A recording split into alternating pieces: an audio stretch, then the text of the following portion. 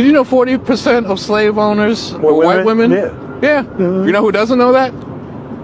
White women. In fact, the historian Stephanie Jones Rogers, in her recent book from 2019, They Were Her Property, documents through historical records how white women actually were slave owners, often because their father had died and bequeathed enslaved people to them, or they married a man who had enslaved people and they were co-owners with him. And part of what she documents from the narration of formerly enslaved people is that the white women who were slave owners were especially cruel in their treatment of their enslaved property.